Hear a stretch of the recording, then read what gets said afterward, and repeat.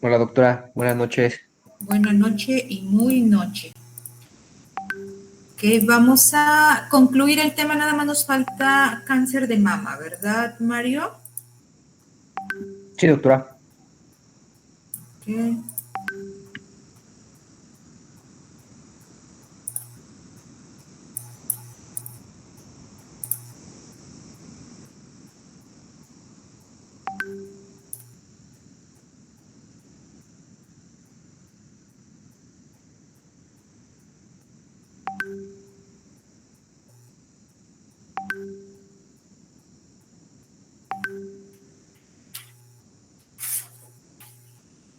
Ok, ahí ya ven la presentación, ¿verdad? Sí, doctora. Ok. Cualquier duda que vayan teniendo, doctores, recuerden que pueden interrumpir, ¿sale? Por favor, para que les quede bien claro esto del mama.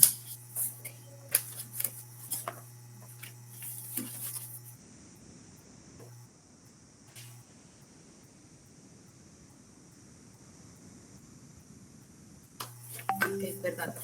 Es que, bueno, ayer envié calificaciones a los chicos del grupo D, hoy envié calificaciones a los chicos del grupo C de la primera parte del examen ordinario y si quieren revisión, les doy una revisión, doctores, pero sí les hice el comentario de que les doy la revisión, pero que estén bien conscientes de lo que respondieron, porque a veces van y piden una revisión y saben que están mal, o sea, saben que lo que respondieron está mal. Entonces, doctores, las revisiones a veces nada más es así como, pues, ni siquiera retroalimentación, doctores, sino es así como que ir a ver si convencen a uno para que les dé un punto, una décima o algo, ¿no? Entonces, hoy quería revisar una de sus compañeras, le di cita a una hora, no llegó y le estoy preguntando al jefe de grupo y me responde eso, que hizo memoria y que recordó y que sí sus respuestas pues no estaban correctas. Pero bueno, ok, lo mismo va a aplicar para ustedes, doctores, ¿sale? Ok, entonces empezamos con cáncer de mama. Esta imagen ya la habíamos visto, doctores. Entonces, recuerden ustedes, la mama está formada por conductos y por lobulillos. Un conducto con sus respectivos lobulillos se llama lóbulo. Luego, entonces, el cáncer de mama solamente puede ser ductal y lobulillar. Recordando que el ductal tiene varios subtipos, doctores. ¿Ok? Clínicamente, el ductal se considera de alto grado, doctores, porque tiene mucho más probabilidades de hacer metástasis a órganos parenquimatosos. Ok, entonces esta imagen también ya la habíamos visto, doctores. Tenemos el conducto principal, el conducto que se ramifica, doctores, y que va a formar a los lobulillos o conductos terminales, doctores, y que va a formar aquí en la puntita tendríamos como el racimito de uvas que se ve, que correspondería al lobulillo, y todo completo correspondería a un lóbulo, que esto es lo que veríamos nosotros al microscopio. El conducto principal, doctores, y alrededor de este vemos los lobulillos que son así, como si fueran glandulitas dispuestas alrededor del conducto principal. Entonces, dato importante nada más a tener presente en el cáncer de mama, si bien es cierto, se mencionan varios factores predisponentes o coadyuvantes al cáncer de mama, doctores, lo cierto es que el único que está completamente demostrado es la mutación en los genes BRCA1 y BRCA2, doctores, ¿de acuerdo? De allí en fuera ustedes van a leer o pudieron haber leído que decía que si eres, si no lactaste, o si eres nulípara, si tu menarca fue a mayor edad, si la menopausia fue a mayor edad, si aunque hayas tenido hijos no lactaste, cosas por el estilo, doctores. En realidad, tenemos pacientes que tuvieron 10, 15 hijos y a todos los amamantaron y tienen cáncer de mama. Tenemos pacientes que no tuvieron hijos y tienen cáncer de mama. Tenemos pacientes que empezaron a menstruar a los 9 años y tienen cáncer de mama, pacientes que empezaron a menstruar a los 15 años y tienen cáncer de mama, pacientes que continúan menstruando y tienen cáncer de mama. Entonces, lo único que está bien definido, doctores, es la herencia. Recuerden que el cáncer de mama o la mutación en estos genes, doctores, responde a la línea de herencia genética de tipo mendeliano. Es decir, si nuestra madre o una paciente tiene cáncer de mama y tiene 4 hijos, al menos 2 de ellos, es decir, el 50%, va a tener o tiene posibilidades de desarrollar cáncer de mama. Recordemos que cuando la línea genética está afectada, no necesariamente necesitamos que se les haga el genoma, su panel, doctores, de determinación de BRCA1 y BRCA2. Si la abuela tuvo cáncer de mama, la hija tiene cáncer de mama o bueno, pensando así, mi abuela tuvo cáncer de mama, mi mamá tiene cáncer de mama, doctores, seguramente yo voy a tener cáncer de mama, ¿ok? Es así. Lo que sí también está muy asociado, doctores, es que cuando durante varias generaciones, doctores, una paciente o en una familia hay cáncer de mama, la edad de presentación es mucho menor. Tenemos pacientes que tienen antecedentes genéticos y así por generaciones consecutivas con cáncer de mama, y tenemos pacientes que desarrollan carcinoma de mama máximo, estamos hablando de 30 a 32 años. La paciente más joven que yo vi con cáncer de mama tenía 23 años y era estudiante de medicina cuando yo estaba haciendo la residencia médica. Entonces, y el único factor de riesgo que tenía era efectivamente tener un familiar con cáncer de mama. Entonces, súper importante el factor genético, doctores.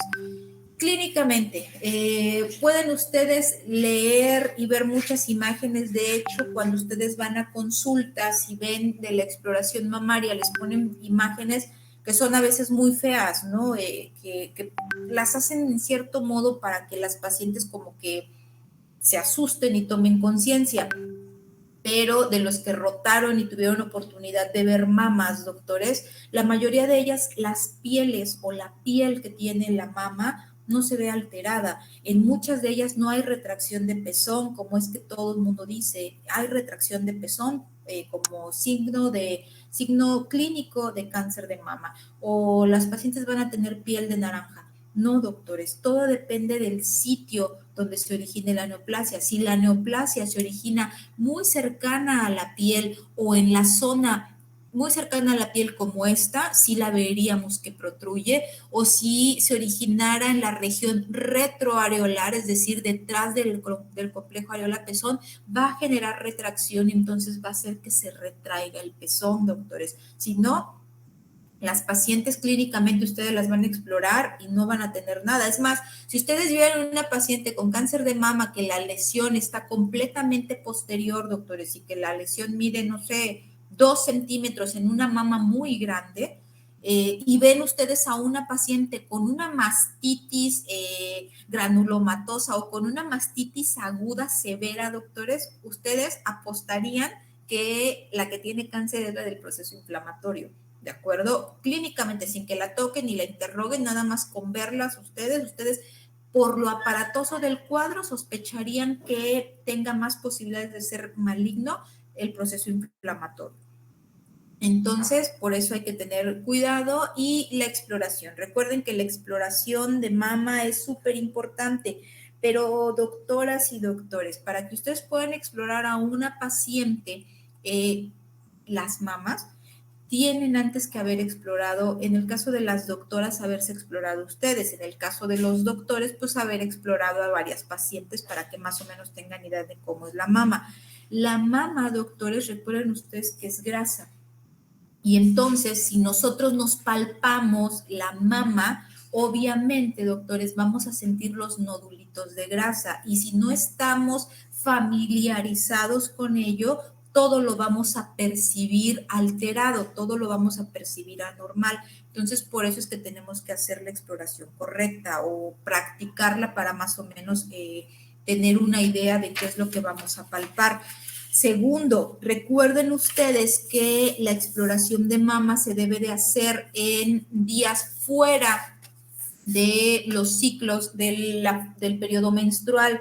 ¿Por qué? Porque durante el periodo menstrual y durante la ovulación, doctores, el estímulo estrogénico es mayor y entonces la sensibilidad en las mamas de las pacientes es mayor. Entonces las podemos lastimar y también, obviamente, por el mayor estímulo hormonal, los conductos galactóforos se están preparando para que en caso de que la paciente se embarace, van a estar mucho más desarrollados y tortuosos y entonces eso es lo que también ustedes pueden percibir a la palpación.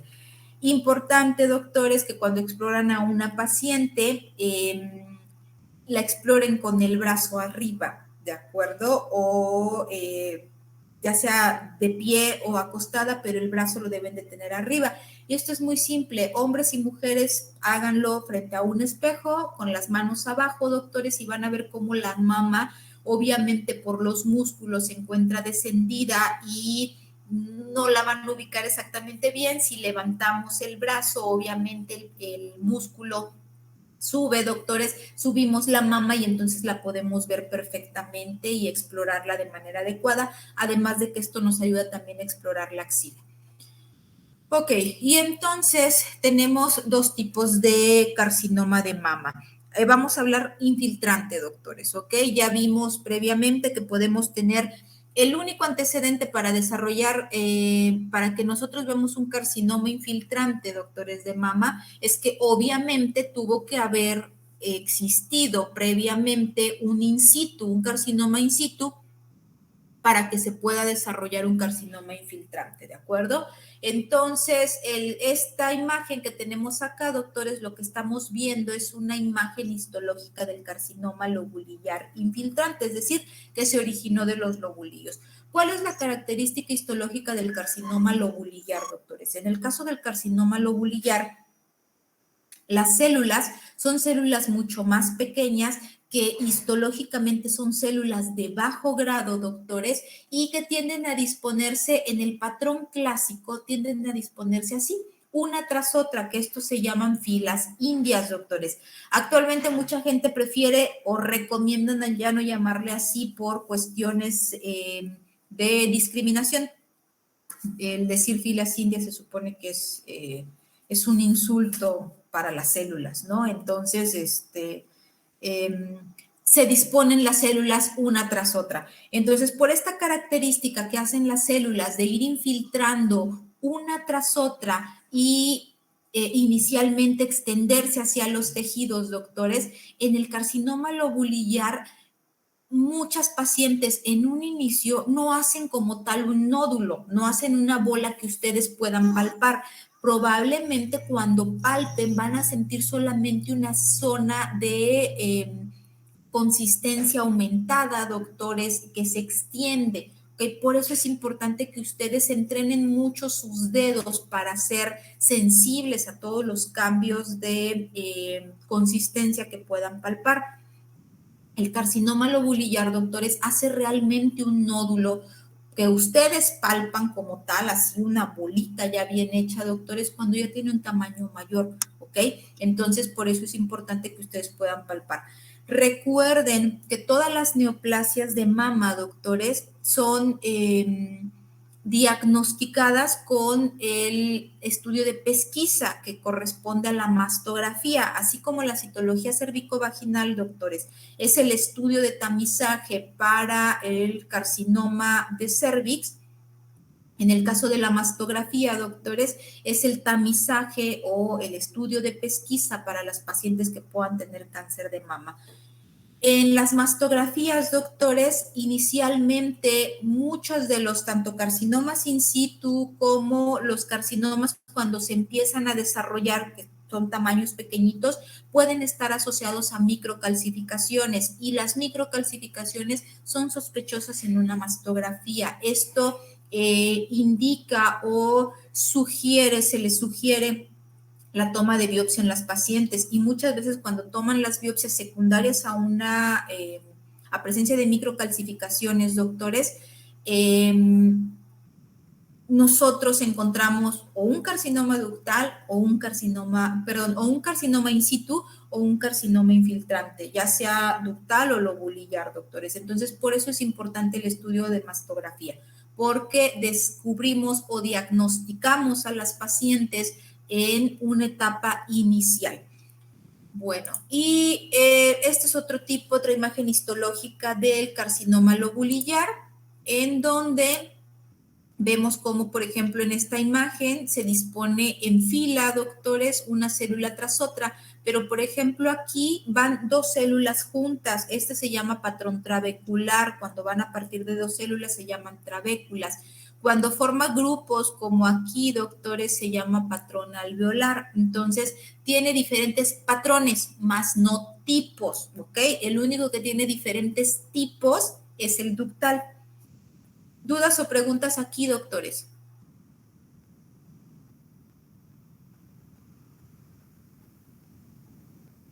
Mencionó que también hace formaciones de nódulos, ¿verdad, doctora?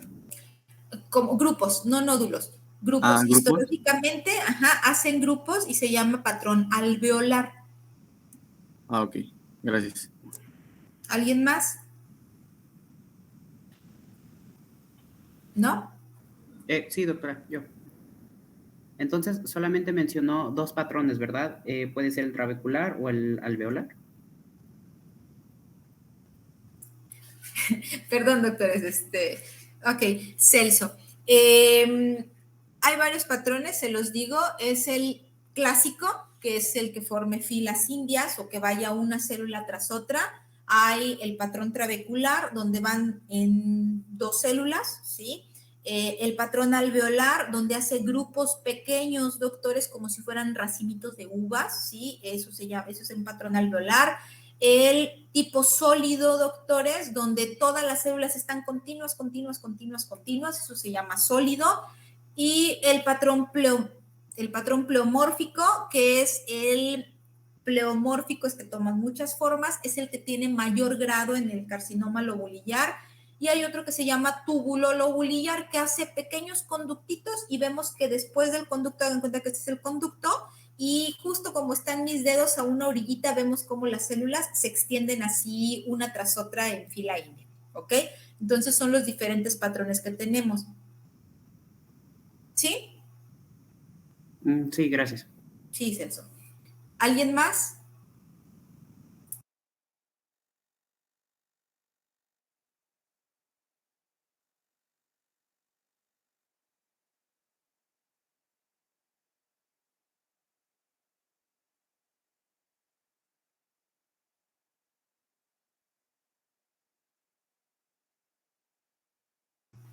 ¿Alguien más, doctores? ¿No? ¿Ya no hay preguntas?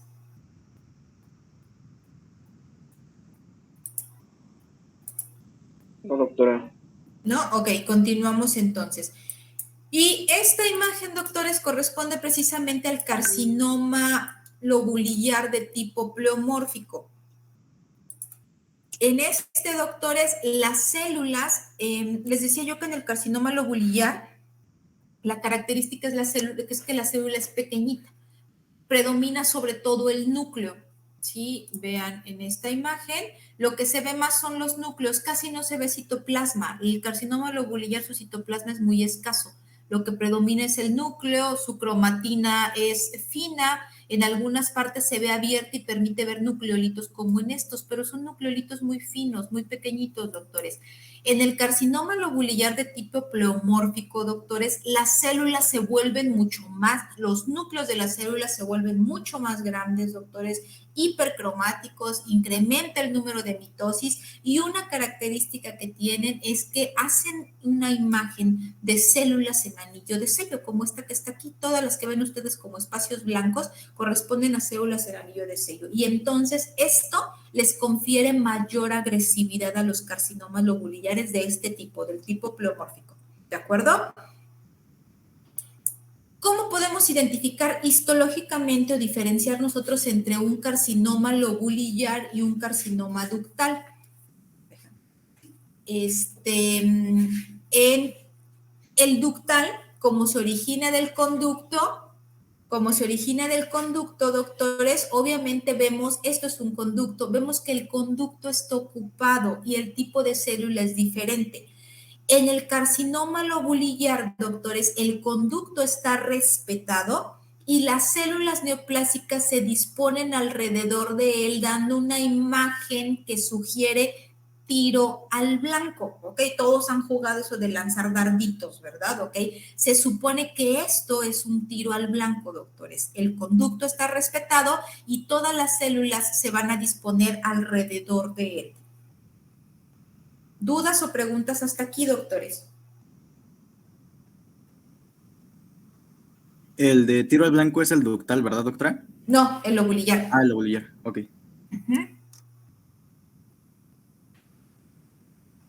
¿Alguien más? ¿No? Ok.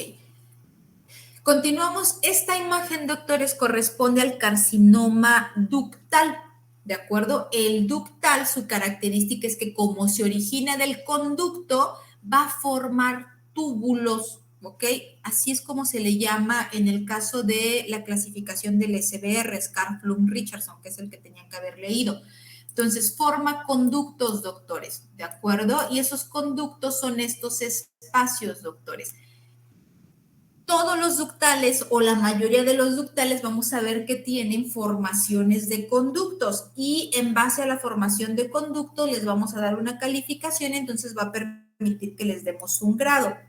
Por ejemplo, este que tiene la mayoría de la neoplasia tiene formación de conductos, doctores. Esto le estaríamos dando una calificación de un 3 porque tiene más del 75% de conductos. Pero, por ejemplo, esta imagen, doctores, es igual a un carcinoma ductal, pero, por ejemplo, aquí solamente se ve este espacio por acá que tiene un conducto, el resto se ven espacios sólidos, entonces tiene muy poco porcentaje de túbulos, entonces le daríamos un 3, ahorita vemos el Scarf-Blum-Richardson, ¿ok? Este es otro carcinoma ductal, doctores, y entonces, si ustedes se fijan, también casi no forma conductos, más que aquí, por ejemplo, vemos uno, aquí otro pequeñito, igual le daríamos una calificación 3. Este, doctores, es una variante del carcinoma ductal, se llama carcinoma de tipo medular, ¿de acuerdo?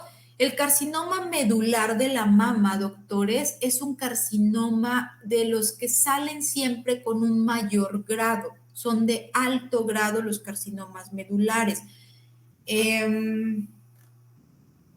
Les pongo el Scarf-Blum-Richardson para que más o menos nos vayamos entendiendo y ahorita me regreso, ¿ok? Entonces, el Scarf-Blum-Richardson, doctores, lo que nos va a permitir es otorgarle una suma a las neoplasias. Toma en cuenta 3 patrones, el Scarf-Blum-Richardson o S, B, R, ¿de acuerdo? La primera es la formación de túbulos o de conductos, doctores, de luces, ¿de acuerdo?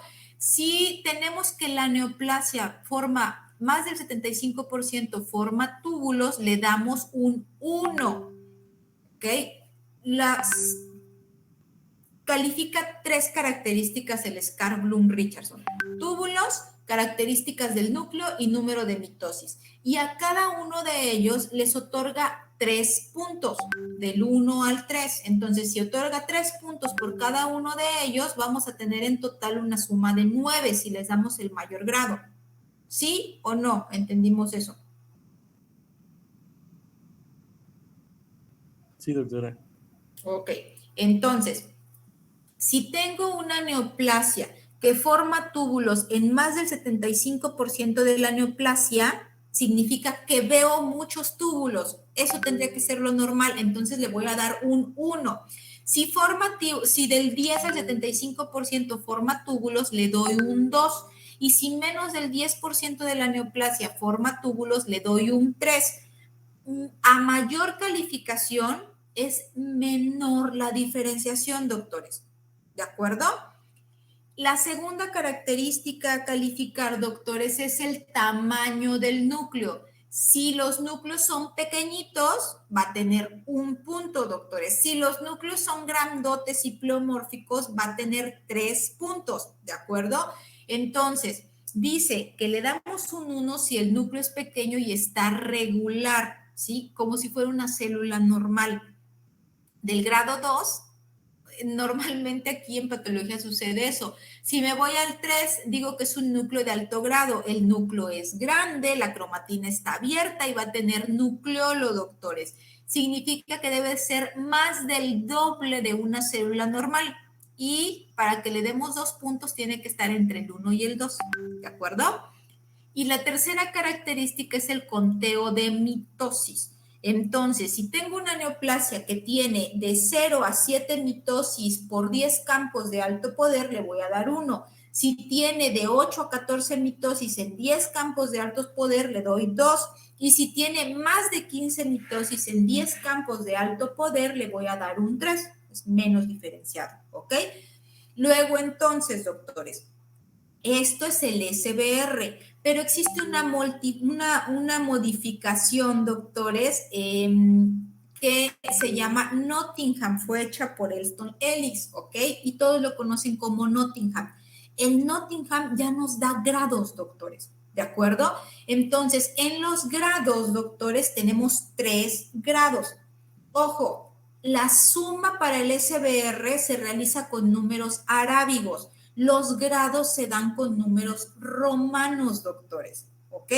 Y entonces la suma, si tenemos los grados menores, doctores, estamos hablando que si tengo una neoplasia cuya suma va de 3 a 5, va a ser un grado 1 o bien diferenciado. El 6, la suma 6 y 7, 6 o 7, va a ser un grado 2 o moderadamente diferenciado. Y si tengo una suma de 8 a 9, va a ser un grado 3 o poco diferenciado. Nos regresamos al carcinoma medular, ¿ok? Entonces, aquí, en las neoplasias, lo que ven ustedes, eosinófilo, doctores, ¿ok? ¿Cuántas formaciones de túbulos ven?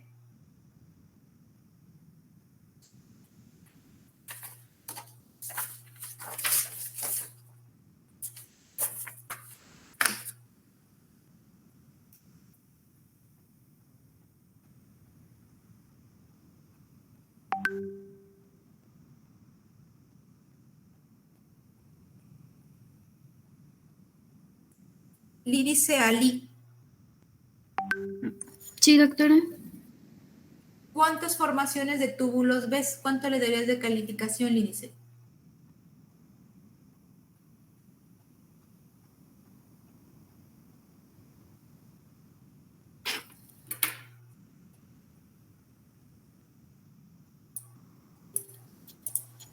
Estos son túbulos, Lídice. Estos, ¿sí? Estos son túbulos. ¿Cuántos ves aquí? Hay colapso, doctora. No hay ninguno. Permíteme, Fernando, tantito, por favor. Sí. ¿Qué porcentaje de formación de túbulos ves allí, Lídice? Es que precisamente no, bueno, como no se ve igual que la imagen pasada, me conflictúa un poco entenderla. Ok. Ya viste la clasificación de SBR, ¿cierto? Sí. Ok. En base a esa clasificación, ¿cuántos puntos le darías? En el primer punto, que es formación de túbulos.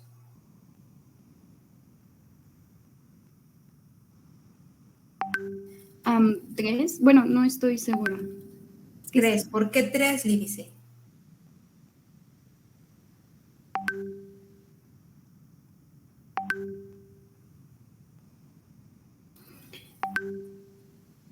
Bueno, es que sería porque hay menos del 10%, o sea, es que casi no se ven. Ok. Fernando. Hay colapso de los tubos. Ya no se ven. Ya no se ven, ¿ok? No es que haya colapso, ya no se ven, ¿ok? Entonces, ¿cuánto le darías tú allí? Pues igual menos del 10, porque pues ya no hay. ¿A cuánto equivale menos del 10? Porque Un 3. exacto, 3. Recuerden que no, nosotros para que podamos darle grado a las neoplasias no podemos decir menos de 10, solamente les damos 3 y de hecho nada más lo representamos así, 3 más, 2 más, o sea, y ya en automático el clínico sabe, el quirúrgico sabe qué representa cada uno, porque el orden es el mismo, siempre tenemos que calificar primero túbulos, después núcleos y después mitosis, ¿de acuerdo?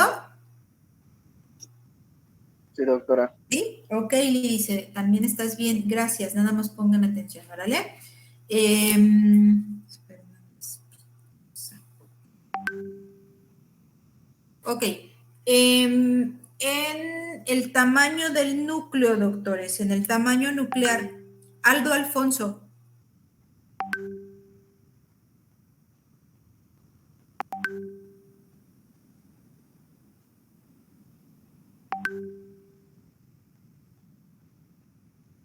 Aldo, Sí, doctora. ok. ¿Cuánto le das, Este, Aldo? igual un 3, ¿no? Porque el núcleo abarca gran parte de la célula. Ok, el núcleo está muy grande, entonces le damos un 3. ¿Cuánto llevamos? 6. 6. Ok, gracias, Aldo.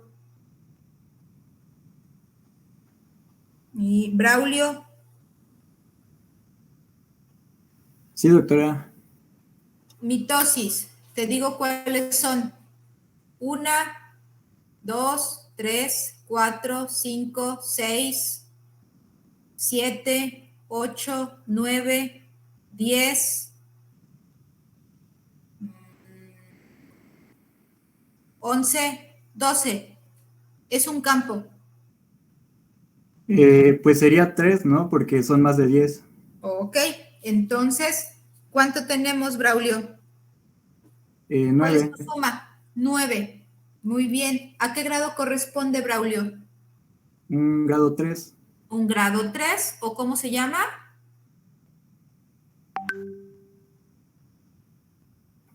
Ay, no recuerdo, doctora. Grado 3 o Poco diferenciado. poco Ah, sí. diferenciado, Mario. Bien, gracias. Ok, entonces, doctores, así es como sacamos el grado histológico, ¿de acuerdo? Tenemos que irnos a ver esas características. Ok, otro ejercicio con esta imagen. Ay, a ver. Eric, Andrés, sí, dime.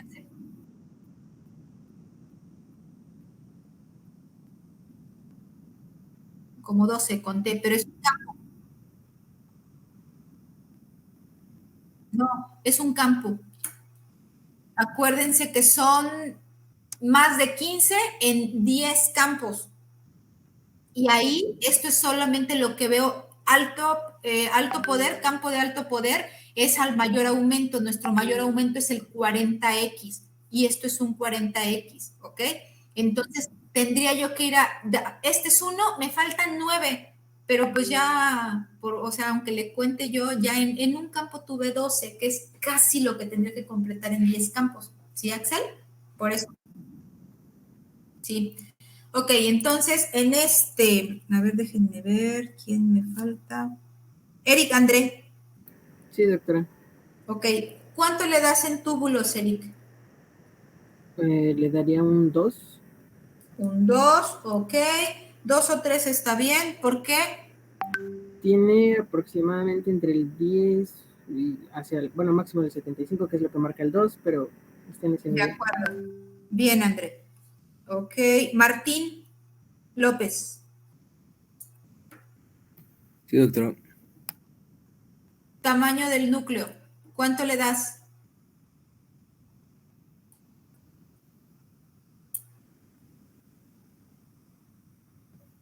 Mm, 2 puntos. 2 puntos, ¿por qué?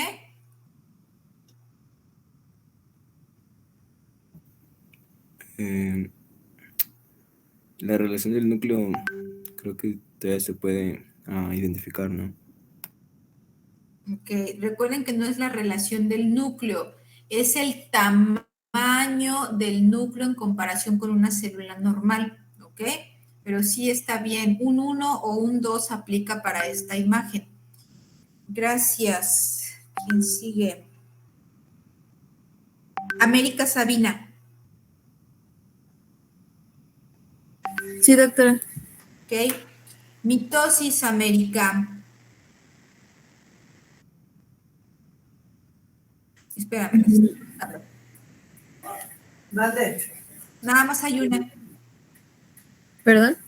Solo hay una aquí. Y esto es un campo. ¿Cómo cuánto crees que le darías en mitosis? 1. 1, ok. ¿Qué suma tienes, América?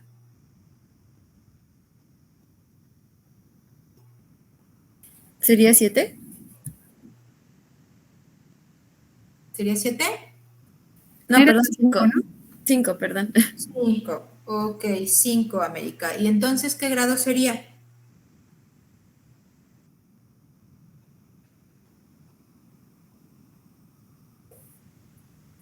¿Sería grado 1, doctora? Grado 1 o Bien diferenciado. bien diferenciado. Ok, América, gracias. ¿Dudas o preguntas, doctores?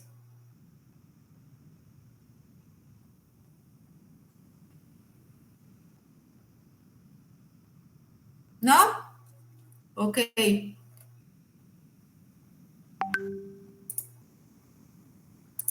Este es un lobulillar. Edwin, Sí, doctora. formación de túbulos. Sería un 3. Un 3. Ok, Edwin, gracias. Axel, tamaño del núcleo.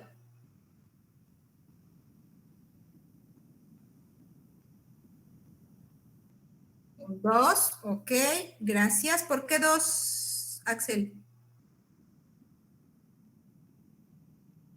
Ok.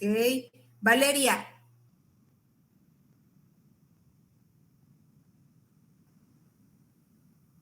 Domínguez.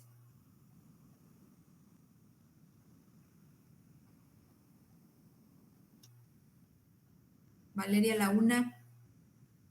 Valeria las 2. Valeria las 3. Paulina. Sí, doctora. Mitosis, Paulina.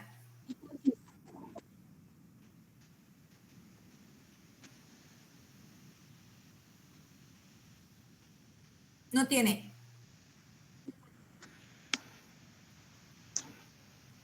1.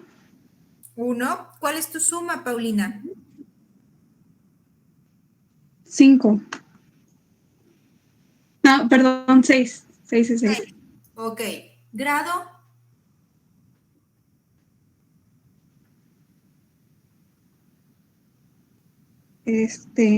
Grado 2. Ajá. Grado 2 o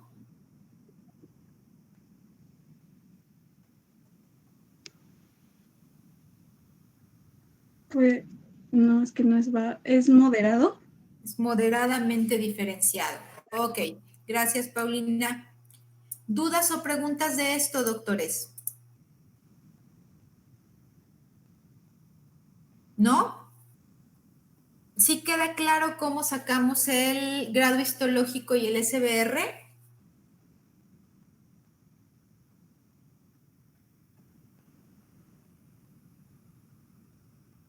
Sí, doctora. ¿Sí? Ok. Bueno, entonces, esta es una imagen de un artículo muy viejito, muy viejito, doctores, que antes era lo máximo este artículo para médicos generales. De hecho, es un artículo publicado por el INCAN. Y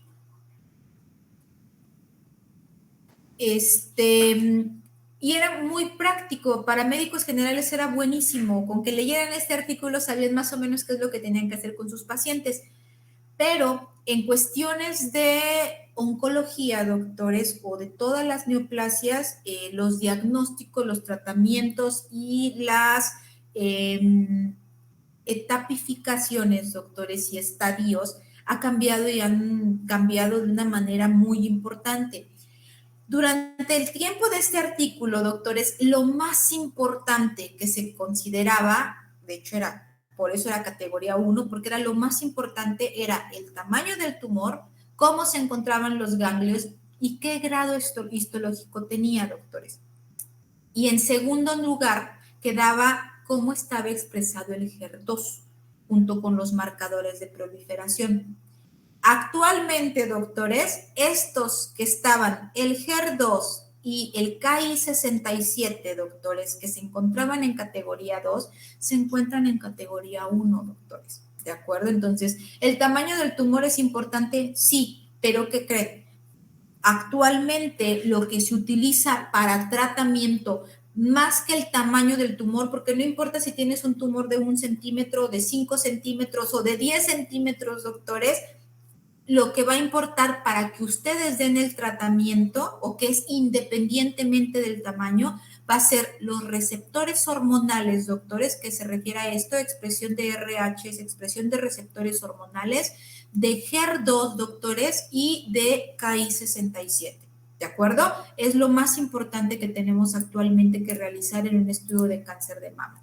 Entonces, en este del SBR. Anteriormente, doctores, a las pacientes que eran diagnosticadas con cáncer de mama o que tenían un nódulo en mama, doctores, y que sospechaban que fuera neoplasia, lo que se hacía es que se programaba a la paciente para entrar al quirófano y se le hacía un estudio transoperatorio.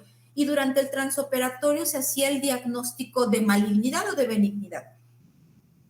Por diagnósticos como la cicatriz radial, doctores, fue que se prefirió dejar de lado este tipo de práctica. Y además, doctores, porque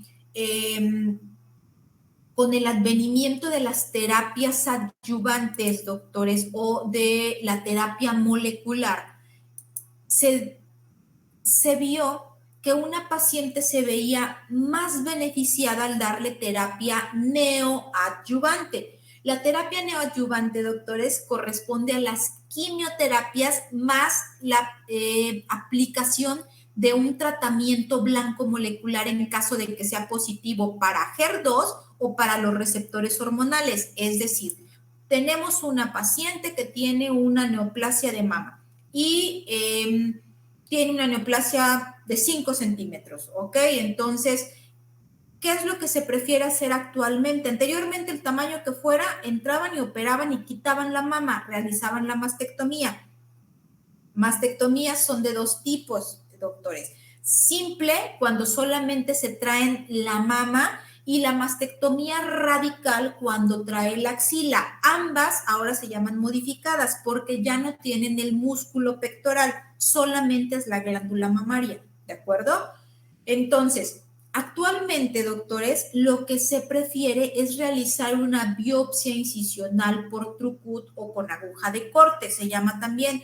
Y entonces nos mandan solo los cilindritos. En esos cilindros se puede realizar el diagnóstico de cáncer de mama, pero además, doctores, en ese tejido podemos realizar el estudio de receptores hormonales, que es el estudio de inmunohistoquímica que utilizamos para cáncer de mama, ¿de acuerdo? Hace muchos años también se utilizaba la biopsia por aspiración, es decir, metían su aguja, aspiraban líquido y lo extendían en laminillas.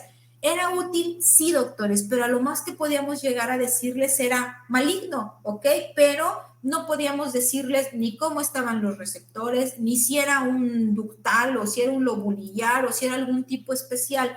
Y lo que sí se conseguía al picar, doctores, a la paciente o picar esa neoplasia es que cuando los quirúrgicos entraban a hacer esa resección de la neoplasia y a pedir un transoperatorio, lo que nosotros veíamos era mucho proceso inflamatorio secundario a la toma de la biopsia por aspiración, y eso causaba ruido o alteraba la imagen histológica del corte congelado, doctores, ¿ok? Entonces, por eso, de hecho, la biopsia por aspiración de mama está casi en desuso. Son muy pocos médicos los que lo utilizan, doctores. Se prefiere realizar las biopsias por Trucut de mama, doctores. Nos aportan mucho más datos para el diagnóstico y si además su diagnóstico es de malignidad, nos sirve para que hagamos receptores hormonales, ustedes puedan proveer a la paciente una terapia neoadyuvante. ¿Y qué es lo que se hace con la terapia neoadyuvante, doctores? Van a disminuir la carga tumoral, que lo que significa en realidad es que van a hacer mucho más chiquito la neoplasia. Si una neoplasia medía 5 centímetros, probablemente después de la terapia neoadyuvante, la neoplasia va a medir tal vez 1 centímetro. Hay neoplasias que incluso, doctores, llegan a desaparecer después de la terapia neoadyuvante. Ojo, doctores, aun cuando una neoplasia de mama, un cáncer de mama desaparezca después de la terapia neoadyuvante, no pueden dejarle, no, más bien, no deben dejarle la mama a la paciente. Tienen que ir y hacerle su mastectomía. ¿Por qué? Porque en los cortes histológicos, doctores, a veces, aunque ustedes no palpan neoplasia o aunque la mastografía ya no muestre cambios neoplásicos, doctores, llegamos a encontrar células neoplásicas sueltas viables. ¿Y qué es lo que va a suceder? Que si ustedes dejan a la paciente con su mama que recibió terapia neoadyuvante, doctores, posteriormente la paciente puede desarrollar un cáncer de mama o lo que es peor aún, doctores, dar metástasis sin que nos estemos percatando de que la paciente tiene una neoplasia palpable en mama. ¿De acuerdo? ¿Quedó entendido esto?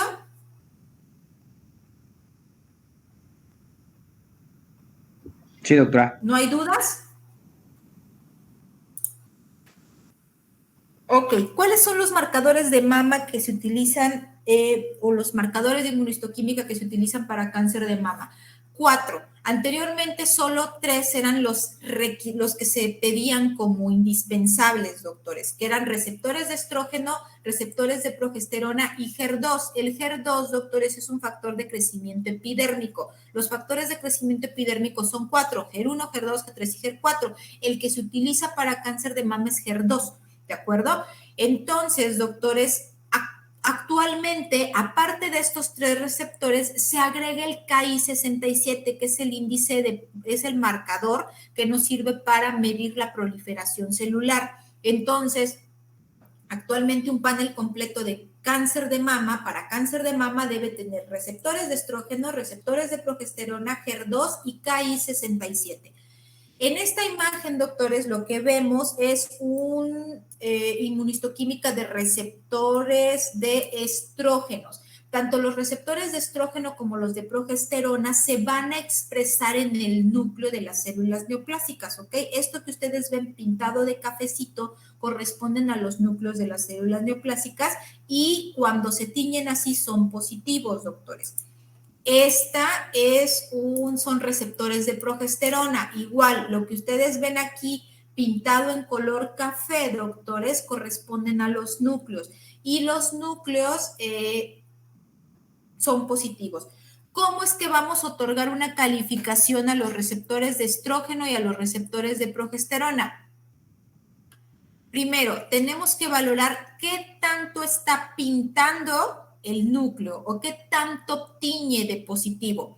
Si yo tengo núcleos como estos que están acá abajo, doctores, teñidos, que se ven muy claritos o muy poquito, la tinción es muy poca, le damos una cruz. Déjenme pongo el de este.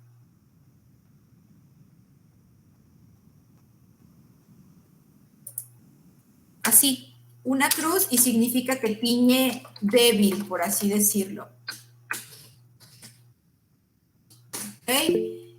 Si yo veo los núcleos como estos de acá, estos de aquí, que se ven más fuerte que los anteriores, doctores, a eso le doy 2 cruces y que significa que es una tinción moderada.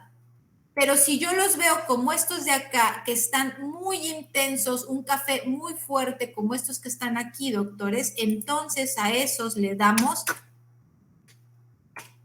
3 cruces, ¿de acuerdo? Así como está ahí, 1 cruz, 2 cruces, 3 cruces. cada crucecita por separado. Y le tenemos que agregar el porcentaje de células neoplásicas que están teñidas. Por ejemplo, en este, doctores, casi todas las células están teñidas, algunas poquitas no.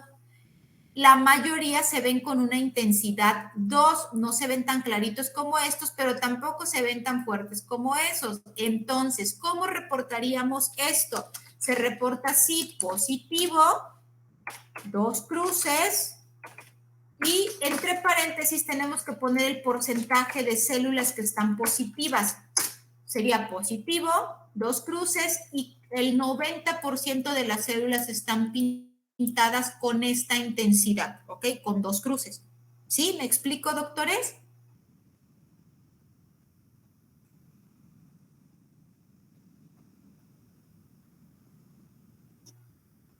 ¿Sí o no?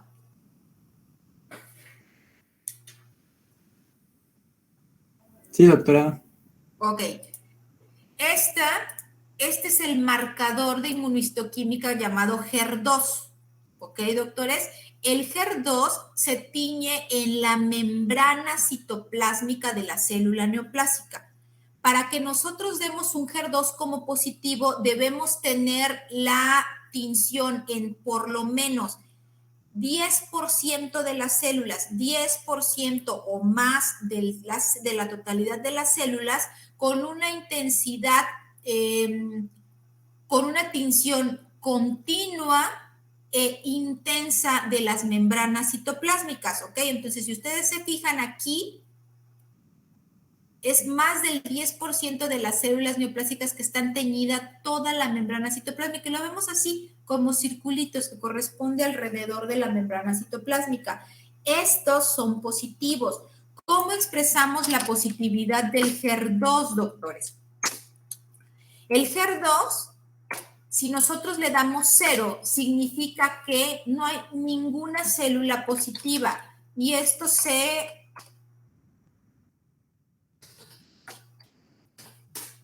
considera negativo.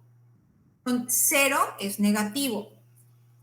Después tenemos una cruz, y esto se considera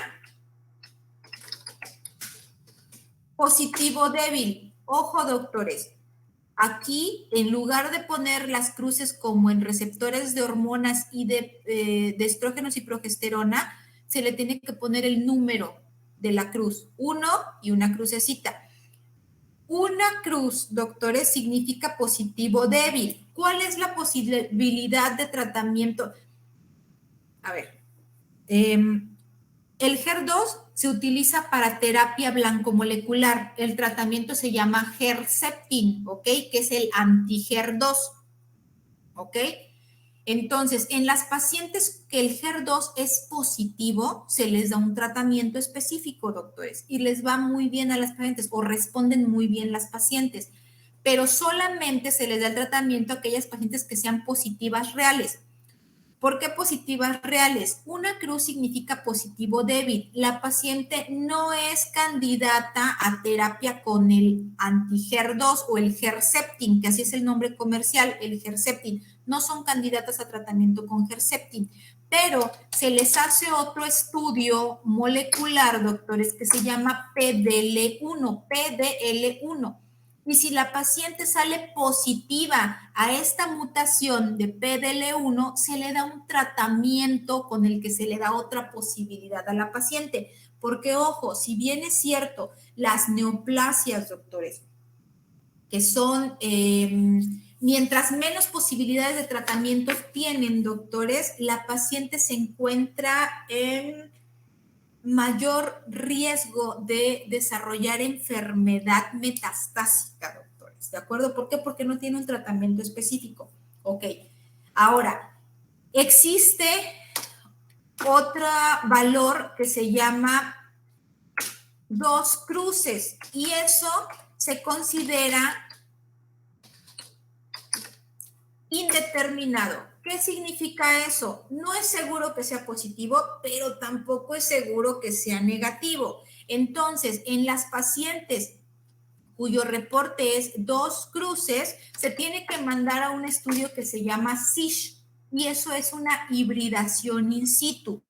¿Cuándo le damos un valor de 2 cruces, doctores? Cuando el 10% de las células, al menos el 10% de las células, tiñe, pero la membrana no se tiñe de manera continua, sino que tiñe como que espacios sí los tiñe, otros espacios no, y no lo vemos continua, se ve granular. Entonces, esas se clasifican como HER2 indeterminado o 2 cruces. ¿Creas la otra reunión, Mario, por favor? Sí, doctora, se lo mando. Sí, gracias.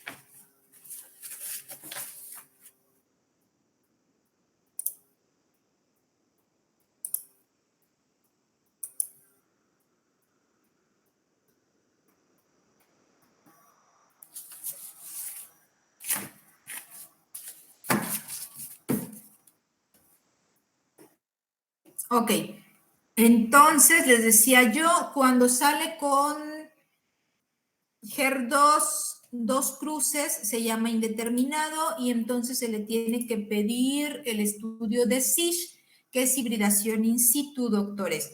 Y en la hibridación in situ, doctores, lo que nos pueden reportar es que sea positivo o que sea negativo. ¿Cómo se reporta un SISH positivo?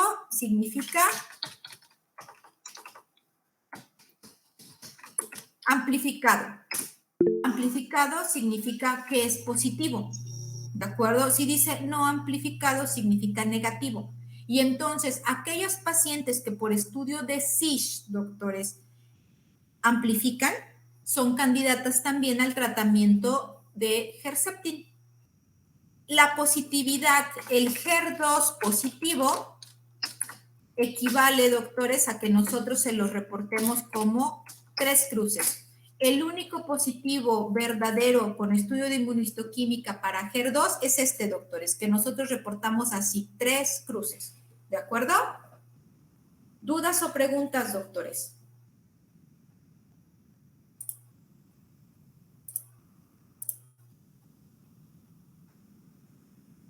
Doctora, ¿qué dijo que iba a teñir el HER2? La membrana citoplásmica. Gracias. ¿Sí? ¿Alguien más?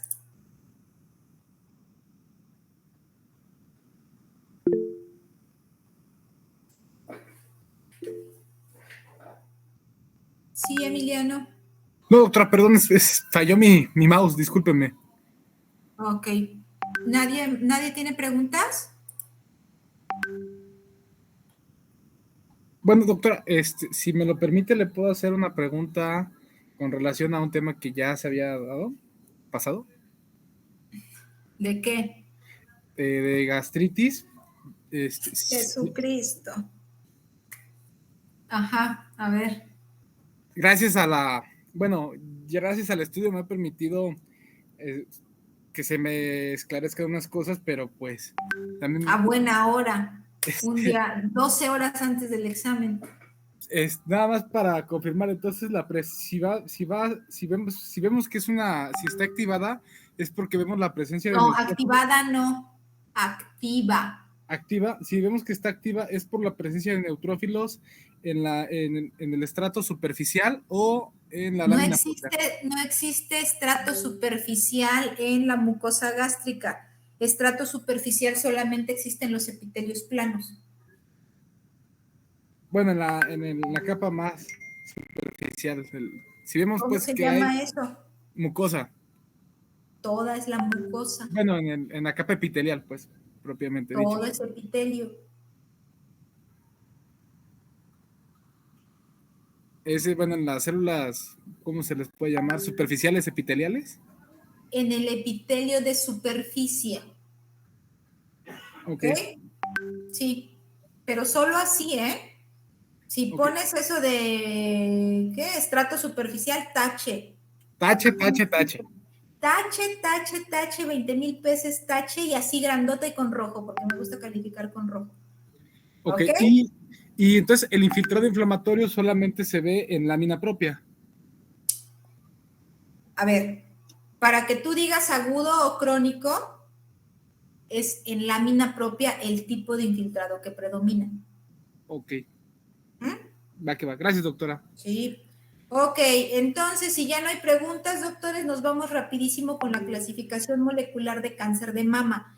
Para que podamos clasificar el cáncer de mama molecularmente, doctores, lo hacemos con los 4 marcadores de inmunohistoquímica que se piden. Receptores de estrógeno, receptores de progesterona, HER2 y KI67. Necesitamos forzosamente el KI67, doctores, para poder dar una clasificación molecular de cáncer de mama. Si no tenemos KI67, no podemos dar clasificación molecular, ¿de acuerdo? Entonces,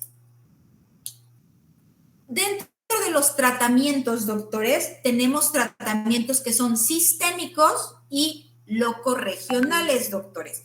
Dentro de los sistémicos, el tratamiento sistémico, doctores, se da en base a la histología y en base a la clasificación molecular.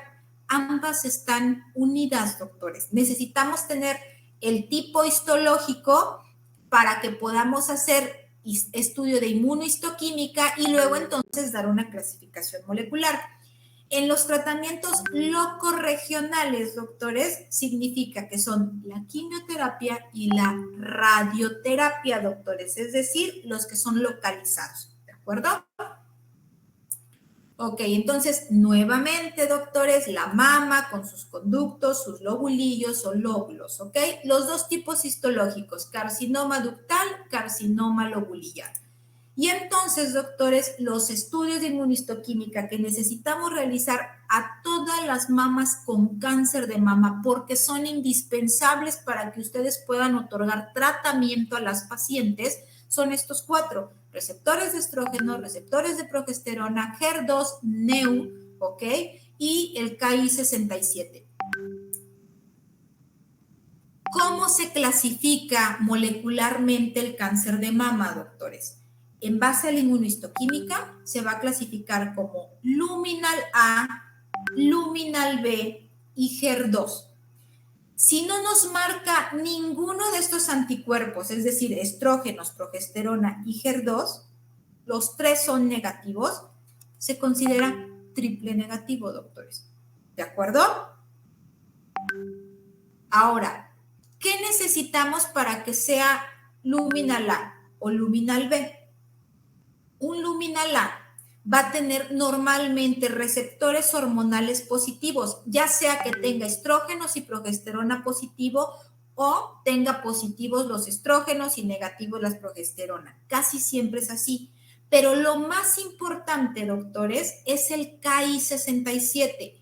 En los luminal A, el KI67 es menor al 20%, mientras que en los luminal B, el KI67 es mayor al 20%.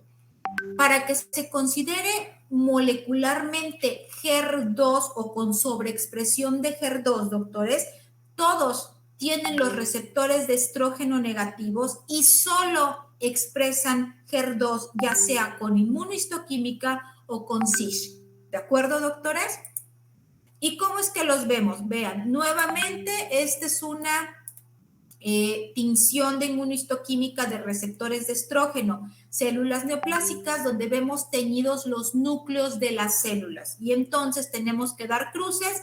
Aquí la mayoría está tiñéndose con una intensidad de 3 cruces, doctores, y las células están casi todas teñidas, solamente estas por aquí no, entonces le daría positivo, 3 cruces, 90%. Estos receptores de progesterona, doctores, ¿ok?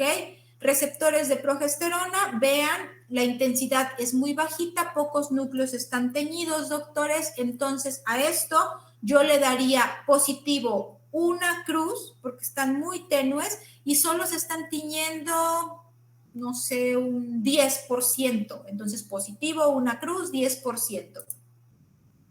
Y esto es el HER2, doctores, ¿ok? HER2 está expresándose, se tiñen más del 10% de las membranas citoplásmicas de las células neoplásicas en forma continua. Entonces, esto es un HER2 positivo y entre paréntesis le ponemos 3X o 3 cruz, ¿de acuerdo?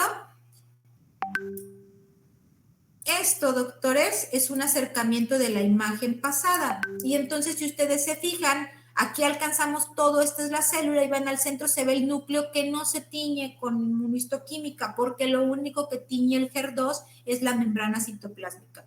Si nosotros viéramos un estudio de inmunohistoquímica de HER2 que se están tiñendo los núcleos, ese marcador está mal realizado y entonces se lo tenemos que regresar al técnico porque no sirve, ¿de acuerdo? Un HER2 solo tiñe membrana citoplásmica.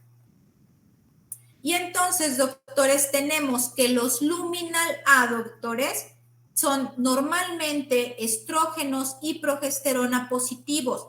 El HER2 es negativo y el KI67 es bajo, es decir, menos del 20%.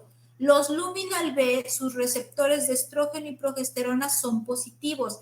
El HER2, doctores, puede estar positivo o puede estar negativo. Y su KI67 es alto, es decir, más del 20%. El HER2 debemos de verlo expresado así, HER2 en 3 cruces o con CISH que sea amplificado. Y sus receptores hormonales, la regla, doctores, es que los receptores de hormonas están negativos. Si no nos marca receptores de hormonas, receptores de estrógeno y progesterona, y no nos marca HER2, se llama triple negativo. Y a los carcinomas de mama triple negativo se envían al estudio adicional de PDL1, doctores, para que si son positivos a esta mutación, a esta alteración genética, doctores, las pacientes se vean beneficiadas con algún tipo de tratamiento. Las pacientes que son triple negativo y que no tienen alguna alteración genética con los estudios que se realizan, doctores, realmente no hay un tratamiento, se les da radioterapia, se les da una quimioterapia genérica que se llama, que es en general para los carcinomas, para todos los carcinomas, pero la mayoría de ellas, doctores, van a recaer con metástasis. Ok. Dentro de los triple negativos tenemos varias clasificaciones, no importa que las conozcan, nada más que sepan. Y ojo, doctores, que es súper importante para los estudios de inmunohistoquímica. Cuando fueron a rotar ustedes, los ponía a leer un cartelito que está pegado ahí y les hablaba sobre la conservación de los tejidos, doctores, en formol. Y les habla, ¿qué es importante? Primero, el tiempo de isquemia fría. La isquemia fría no debe exceder 60 minutos. ¿Qué es la isquemia fría? Desde que ustedes como cirujanos, como oncólogos, quitan el tejido, el tiempo que pasa desde que lo quitan del cuerpo, desde que deja de recibir irrigación esa neoplasia, hasta el momento en que es depositada en el formol. Ustedes pueden creer que en cuanto lo quitan lo ponen en el formol. No, doctores, no es así.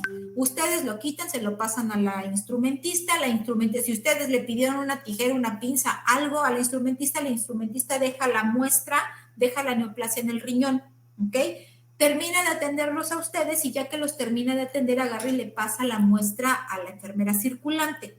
Si la enfermera circulante no tiene nada que hacer, la va a poner en formol. Pero si en ese momento pasa lo mismo que con la instrumentista le dice, tráeme más gasas, cuéntame las gasas, cuenta compresas, cuenta esto, cámbiame el suero, alguna cosa de esas, doctores, la muestra se sigue quedando en el riñoncito, ¿sí? Ahí la tienen guardada.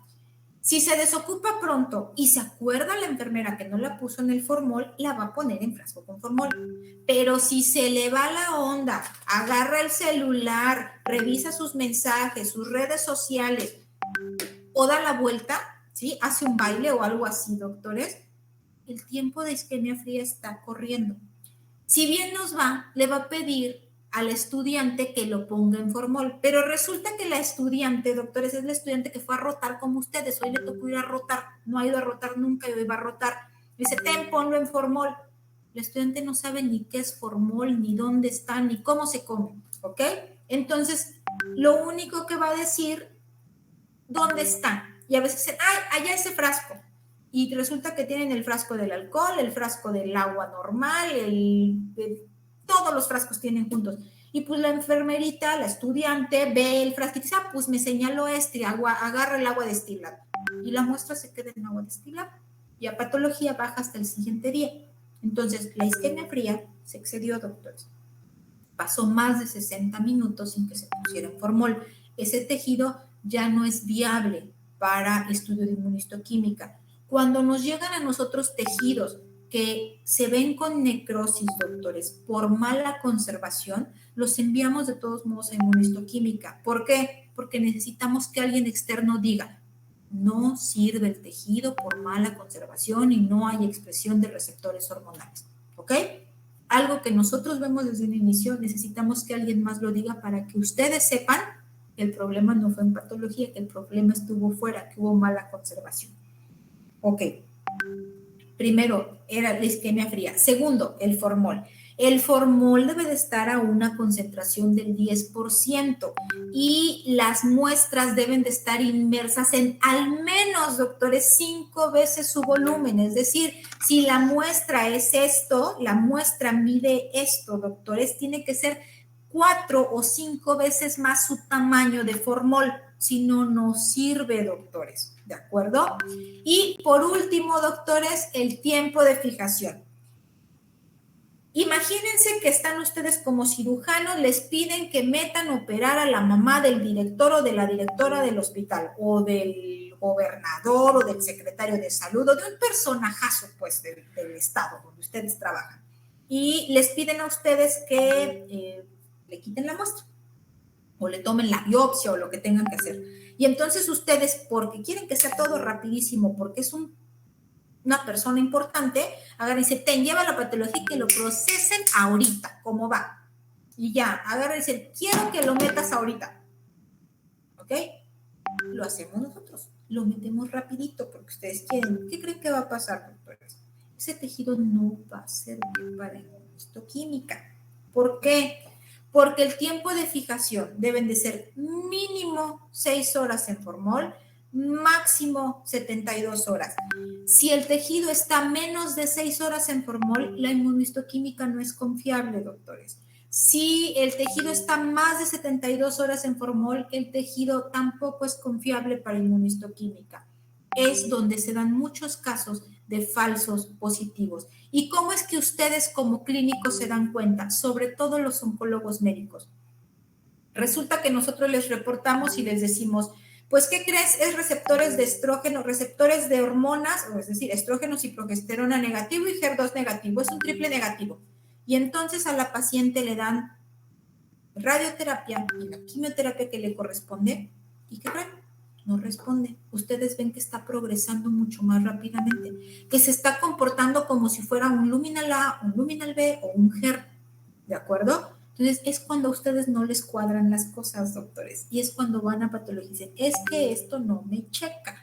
Y ahí es cuando si nosotros nos regresamos a ver la imagen histológica y le decimos, es que por histología no corresponde a un triple negativo, por histología corresponde a alguno de estos, pero los receptores hormonales están negativos. Algo pasó con el manejo de la pieza. ¿Dudas o preguntas, doctores?